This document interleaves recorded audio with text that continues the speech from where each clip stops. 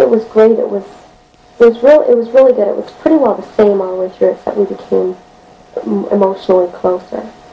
And there were never any problems, or very rarely any problems. We had a couple of arguments, but just normal arguments. He wasn't loving. He acted like he didn't care that we got married. He told me that he was a Scarborough rapist, and it just was not like the kind of wedding night that girls dreams about having. Being physically and verbally abusive to me at that time, as you know.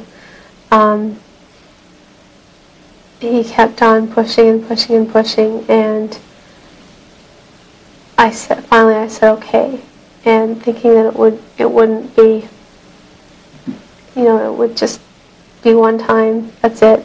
It would shut him up, and he would stop bothering me and stop hurting me. Decided that we needed the Hall of Fame. I guess it would probably be me knowing more about anesthetics and the fact that sleeping pills might not keep her completely asleep.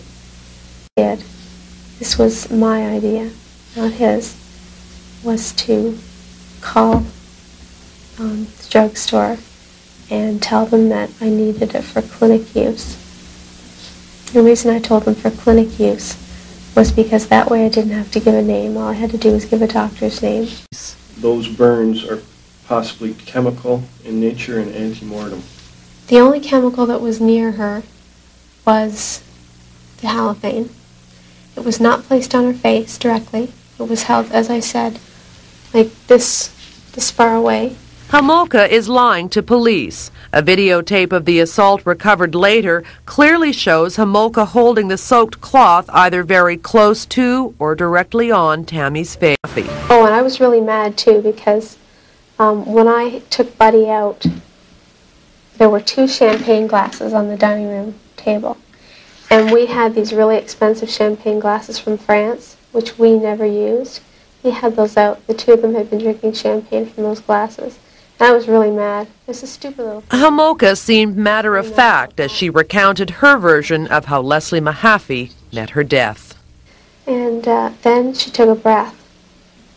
And that freaked me out even more. He should have slapped me in the face because I was really hysterical then. So he went over to her and he did the same thing. He strangled her more. And I think I watched that time because what the hell, she's dead anyway. Like, if I didn't turn the water tap off completely, he'd hit me. If I didn't say the right thing, he'd hit me. He held knives to my throat. He told me I better watch my back.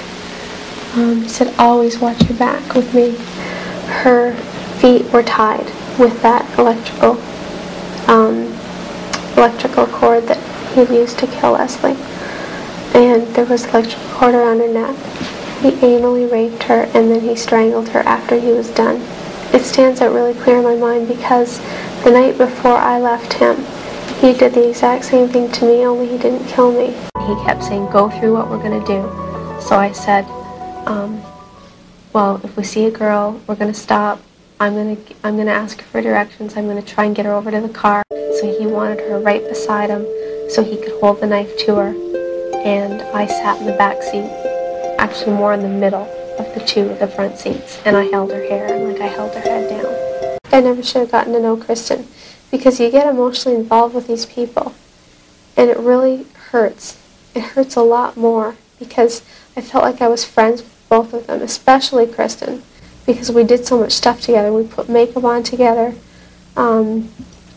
We talked, just girl talk when Paul was gone getting us food. And it just made it hurt even more. I said, well, we have to go to my parents for Easter dinner. And he said, well, why don't we just not go? And I said, well, I don't think it would look very good. I mean, we're supposed to go to my parents for Easter dinner and we don't go.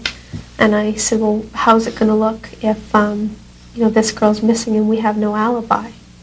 We haven't gone anywhere. We haven't done anything. And he said, well, I guess you're right. And because he wanted to keep her for longer. And I didn't want to. I was going to work. I didn't want to go to work knowing that this girl was in my house and she could escape so easily. And I was afraid. So I didn't suggest to him that we kill her on Sunday. But I knew that she I knew that she had to be gone. The victim was matter-of-fact when she toured police through her Bayview Avenue home where 2 teenagers were murdered. She had chosen to dress as a schoolgirl. Homolka's response to being back in one of the rooms where Leslie Mahaffey was attacked was to ask police about her furniture. Can you answer a question for me? Was any of the furniture damaged as a result of the investigation? Not that I'm aware of, no. Okay, good, because I'm asking for. And upstairs in the bathroom where they cleansed Kristen French's body of evidence, Homolka inquired after her perfume samples. But I don't have any of that stuff. So where are all those articles now? Where Paul's lawyer took them. You're saying Paul's lawyer took a number of articles from you? Well, from what I understand, his lawyer took basically everything. This is where we carried Leslie down the stairs. And in the basement where Leslie Mahaffey was dismembered, she had yet another inquiry on behalf of her other sister, Lori. Can I ask you a question? I'm afraid I can't answer. Can I have that book? My sister wants it. Or does that have to stay here? That has to stay for now, Okay. but we can make those arrangements. Okay, thank you. And my Christmas tree.